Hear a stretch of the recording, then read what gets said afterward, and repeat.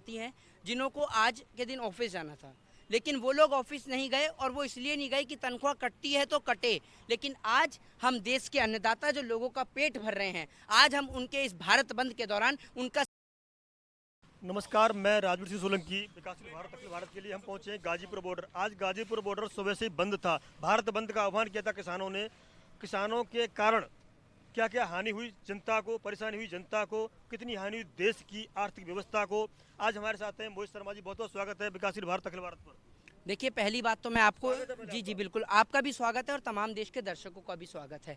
बिल्कुल आपने बात को रखा। मैं आपको एक बात बता दूं कि हमारे आस पड़ोस में ही रहने वाले और हमारे कुछ साथी हैं जिन्हों को आज के दिन ऑफिस जाना था, लेकिन वो लोग ऑफिस नहीं गए, और वो इसलिए नहीं गए कि तनख्वाह कटती है तो कटे, लेकिन आज हम देश के अन्नदाता जो लोगों का पेट भर रहे हैं, आज हम उनके इस भारत बंद के दौरान उनका साथ देंगे। तो देश की जनता को कोई आपत्ति नहीं हुई, कोई तकलीफ नहीं हुई। और 4 बजे तक एक मिनट एक सेकंड, मैं भी आपको मैं दिखा रहा हूँ। ये कह रहे हैं कोई आपत्ति नहीं हुई, कोई आपत्ति नहीं। आज 15 किलोमीटर लंबा जाम लगा है। मेरे पास रिकॉर्ड है, बिना सबूत के बात नहीं करता मैं। कितना पेट्रोल फूका, कितना पॉल्यूशन हुआ इससे, उसकी जिम्मेदारी किसकी है? एक बात आप मुझे बताइए, सुनिए, अगर यही जो आपने भारत बंद की बात करी, अगर यही भारत बंद भाजपा के समय पे होता था, तब 15 किलोमीटर क्या 50 किलोमीटर तक का जाम आपको नहीं दिखता था?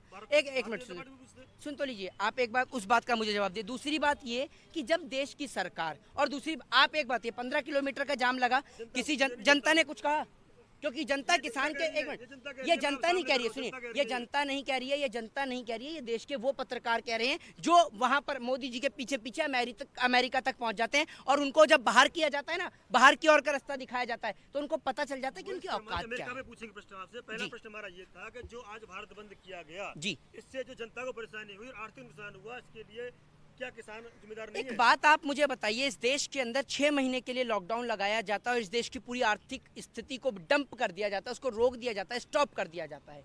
तब आपने देश की सरकार से पूछा कि आप दारू के ठेके खोल रहे हैं, आपके नेता क्रिकेट खेलने के लिए बाहर जा रहे हैं, तो आपने देश कैसे बंद कर दिया? तब भी तो देश की इकोनॉमी ठप हुई, देश की आर्थिक स्थिति ठप हुई। दूसरी तरफ भाग रहे हैं। मेरा प्रश्न ये था बार-बार, जी, तो वो वस्तु संकट था, उस संकट को इससे आंदोलन से मत जोड़िए। आप युवा किसान नेता हैं, किसानों में आपका नाम है, युवा किसानों में खासतौर पर लोग सुनते हैं, जानते हैं, समझते हैं। आप लोगों ने ये आह्वान किया था, देखिए सुनिए जी, जनता को परेशानी ना हो, क्यों नहीं व्यवस्था की गई? देखिए, इस बात की पूरी व्यवस्था की गई थी। इतने बड़े जाम में अगर कोई एम्बुलेंस फंसी हो तो आप हमें बताइए, कोई एम्बुलेंस फंसी किसी व्यक्ति को नहीं, आप बिल्कुल दिखाइएगा, आप बिल्कुल दिखाइएगा, क्योंकि ऐसा कुछ नहीं है। जितने भी तमाम बड़े बड़े किसान नेता थे, उन्होंने इस बात का खास इस बात को ध्यान दिया कि कोई भी एम्बुलेंस ना रुके, और जैसी 4 बजे तो आप देख लीजिए, ये बगल में NH-24 है, बिल्कुल चालू कर दिया गया, वापस किसान अपनी लाइन पे आ गए। और आपको एक बात बता देता हूं, भारत बंद उन लोगों की नज़र में सफल नहीं हुआ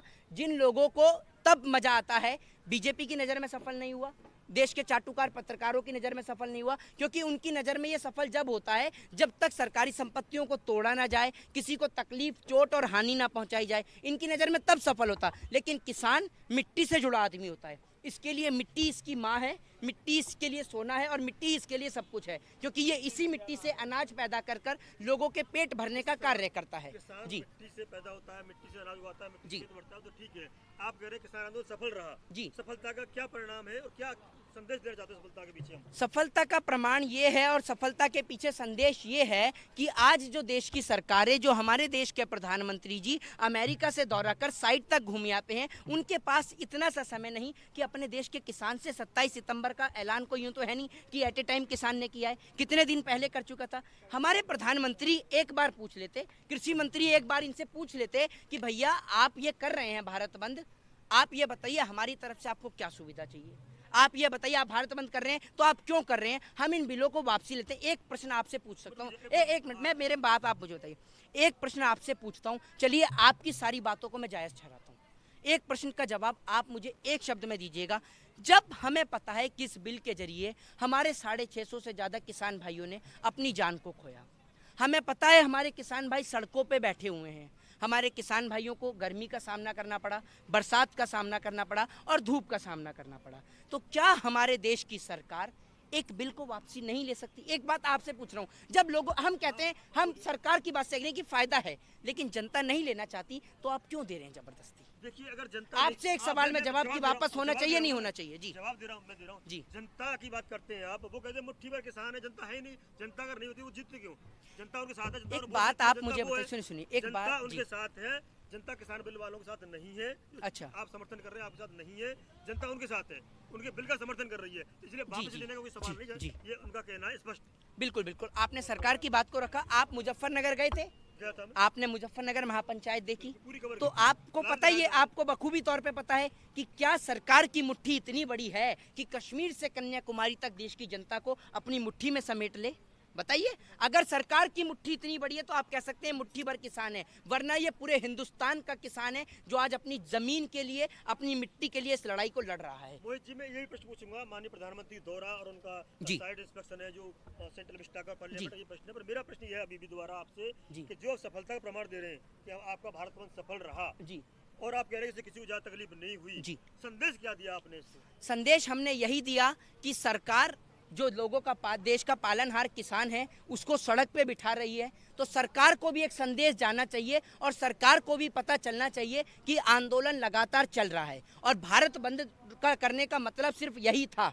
भारत बंद करने का मतलब सिर्फ यही था कि लोगों को पता चले कि भाई किसान आज भी सड़क पे बैठा है और आज भी उसकी कोई सुनने वाला नहीं है, क्योंकि सरकार जब प्रेशराइज होगी जब आम जनता इस किसान के साथ जुड़ेगी, और आज आम जनता जुड़ चुकी है। और इसीलिए जो हमारे आस पड़ोस में रहने वाले लोग हैं, मैं दोबारा इस बात को रिपीट करूंगा कि उन्होंने एक बात को कहा कि आज हम ऑफिस नहीं जाएंगे, वो इसलिए कि हमारी तनख्वाह कटे तो कटे, लेकिन आज हम अपने किसान को समर्थन देंगे और भारत बंद में उसके साथ खड़े होंगे। आप कह रहे हैं ये जी। कि मतलब जनता ने परेशानी हुई वो नहीं जाएंगे, तनख्वाह कटे तो कटे, ये लाखों गाड़ियां जा रही हैं, ये कहाँ से जा रही हैं? दिल्ली गई तभी वापस आ रही हैं, ये एक मिनट फंसे थे सुनिए, लोग। सभी को पता है 4 बजे तक की गाड़ियां थी और यहाँ पर कौन सा जाम लगा हुआ था ये बताइए? ये तो गाड़ी दिल्ली वाला है भैया, बताइए दिल्ली पे कहाँ पर जाम था आप बताइए? मैं आनंद विहार पे जाम था। नहीं नहीं, सुबह आनंद विहार पे जाम था भैया सुबह आनंद विहार पे था ना, सुबह का था। अभी टाइम क्या हो रहा है?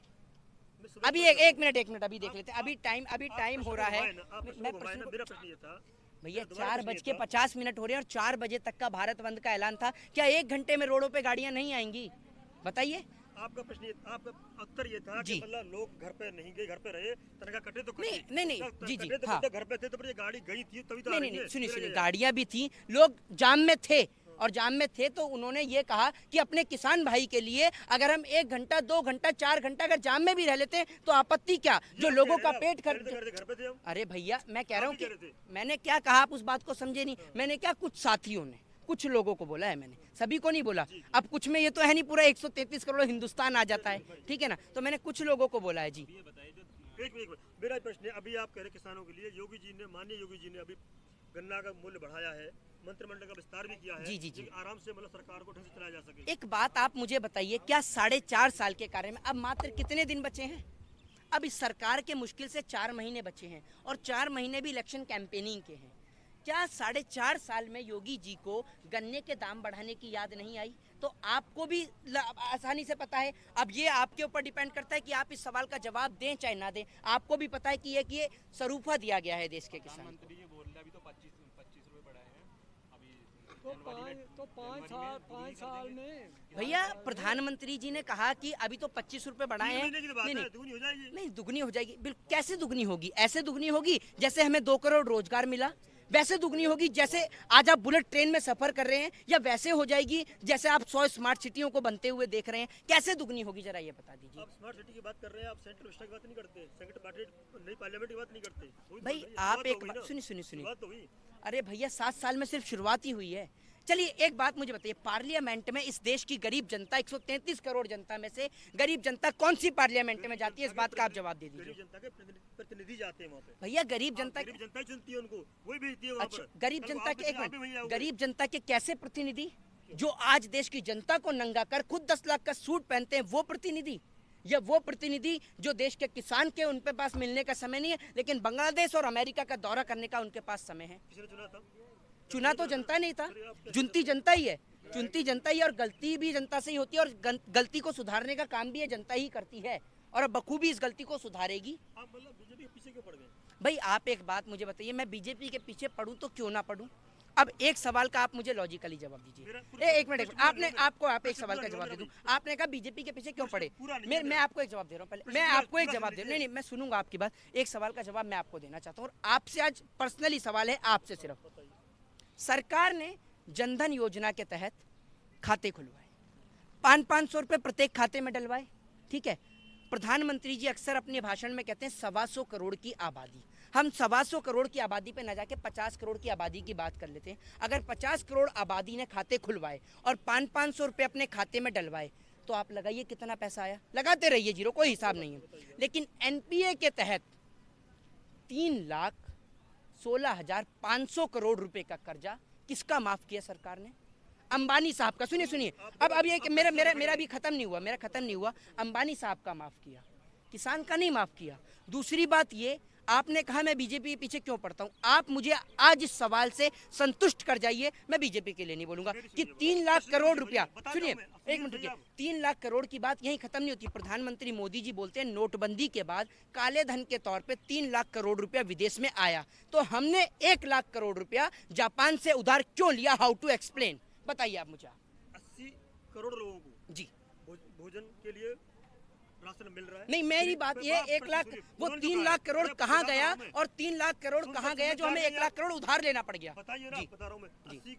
80 करोड़ जनता को, जी 80 करोड़ जनता को भरपेट भोजन मिल रहा है, फ्री में राशन मिल रहा है ना। गरीबों को आवास मिल रहा है, माताओं को गैस मिल रही है, मुफ्त वैक्सीन मिल रही है। जी अब खर्चा ही लगता है आपको। एक बात आप मुझे बताइए, मुफ्त में गैस आज कहाँ मिल रही है? वैक्सीन, बताइए। वैक्सीन की बात कर रहा हूँ। नहीं, आपने कहा कि 1 मिनट, वैक्सीन के लिए हमें इंतजार करना पड़ता है हमारे देश के माननीय प्रधानमंत्री जी के जन्म दिवस का, कि प्रधानमंत्री जी के जन्म दिवस पर 1 करोड़ वैक्सीनेशन का कार्यक्रम किया जाता है। हर जगह देखो, मेरे पास डिटेल है, हर मोहल्ला में कैंप लगा के वैक्सीनेशन। नहीं, प्रधानमंत्री जी के जन्म दिवस पर ये ऑफिशियली डाटा है या नहीं है?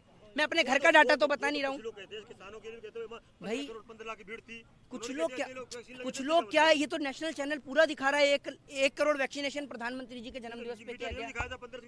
अब 1 करोड़ वैक्सीनेशन का ये मुझे बताइए कि 3 लाख करोड़ से क्या लेना देना है? आपने कहा 3 लाख करोड़, मुझे आप इस बात के लिए सेटिस्फाई करिए कि अगर 3 लाख करोड़ विदेश से आया हमारे पास में काले धन के तौर पे, तो 1 लाख करोड़ क्यों उधार लिया? बताइए मुझे इस बात का जवाब। मैं भी जानना चाहता हूँ, हमारे सब बुजुर्ग भी जानना चाहते हैं। बताइए, आप सभी लोग हैं, इतने सारे लोग हैं, आप सभी मिलकर बता सकते हैं, कोई दिक्कत नहीं है। क्या हुआ वो अलग बात है। नहीं, क्यों नहीं? आपने कहा ना, मैंने ये प्रश्न सुना, तो ये किसान ये भी तो पूछना चाहता है कि सरकार 3,16,500 करोड़ का कर्जा अंबानी साहब का माफ कर सकती है, तो क्या ये तीनों काले कृषि कानून इन किसानों के लिए माफ नहीं कर सकती? बताइए ना। या फिर ये किसान मरने के लिए पैदा हुआ है? ये यहाँ खेत में शहीद हो रहा है, इनका बेटा सरहद पे शहीद हो रहा है, और सरकार तो मजे कर रही है। प्रधानमंत्री जी के विदेशी दौरे नहीं रुक रहे हैं। सरकार क्या है? सरकार तो मजाक, सरकार ने मजाक बना लिया, जैसे भारत बंद ना होके सरकार के कोई नेता का ऑफिशियली स्टेटमेंट नहीं है। सरकार इनको मवाली बताती है, खालिस्तानी बताती है, पाकिस्तानी बताती है, आतंकवादी बताती है। पहली बार कह रहा हूँ, 10 महीने पहली बार आपसे बात कर रहा हूँ, मैं बात कर रहा हूँ। किसी बीजेपी बड़े नेता ने कहा मवाली बता दीजिए आप।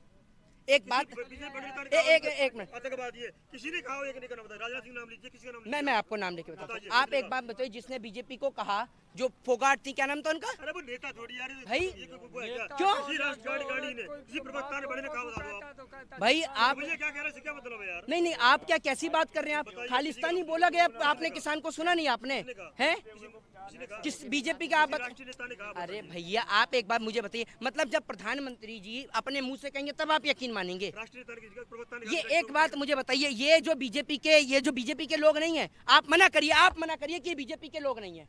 छोटे लोग क्या कहते हैं, सबसे कहते हैं। अरे भाई वाह, राष्ट्रीय स्तर पर देखिए माननीय, अगर सुनिए, अगर यही छोटे लोग, सुन तो लीजिए, माननीय राजनाथ सिंह ने किसानों को भगवान कहा था। क्यों बताते हैं आप? किसको? किसानों के लिए। ऐसे भगवान नहीं, ऐसे भगवान कहा था कि इस भगवान को करनाल में जाए तो लाठी से लहू लोहान कर दो, और ये भगवान दिल्ली में घुसे तो वाटर कैनन से पानी फेंको, आंसू गैस के गोले दागो, और ना माने तो लाठी और डंडे बजाओ। ऐसा भगवान कहा था। कौन अपने आप भी हिंदू धर्म से आते हैं, हम भगवान को लाठी और डंडे से पूजते हैं? बताइए, इसको मारा गया। आप ये बताइए, इन बुजुर्गों को जब करनाल में लाठी और डंडे से मारा गया, तो क्या हमारे देश की सरकार का सीना पसीजता नहीं है, या हमारी सरकार का जमीर बिक चुका है कि किसानों पे? हमारे सरकार की औकात नहीं है पाकिस्तान और चाइना पे गोली चलाने की, इसलिए इन किसानों के सीने पे ऊपर लाठी और डंडे चलवाती है वो।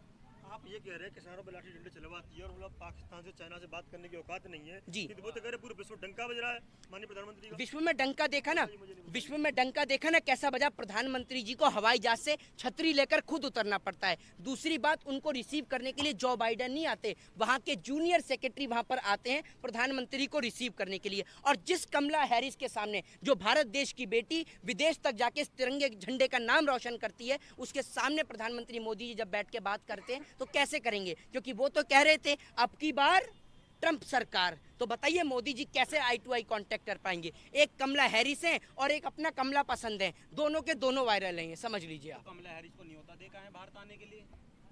उनको न्योता क्यों देंगे? वो भारत देश की मूल नागरिक है और कभी भी भारत देश में आ सकती हैं। नहीं, भारत देश की बेटी थी भाई, भारत देश की बेटी थी और हमें गर्व है कि कोई नहीं, अब वहाँ की निवासी हैं, भारत देश की बेटी थी और हमें गर्व है कि कोई हमारे देश का नागरिक अगर विदेश में जाके वहाँ का राष्ट्रपति बने, प्रधानमंत्री बने, उपराष्ट्रपति बने तो हमारे लिए गर्व की बात है। हम छाती चौड़ी करके कहते हैं कि उनके पास कोई ऐसा ऑफिसर नहीं था, ऐसा कोई काबिलियत भरा नेता नहीं था जैसा कमला हैरिस थी। तो हम तो छाती चौड़ी करके कहते हैं। जो बात करी लोकतंत्र खतरे में, क्या कहना चाहिए? लोकतंत्र तो खतरे में है ही।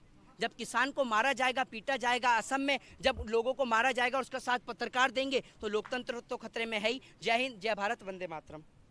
बहुत बहुत धन्यवाद। मोहित शर्मा जी ने सभी प्रश्नों का अच्छा उत्तर दिया।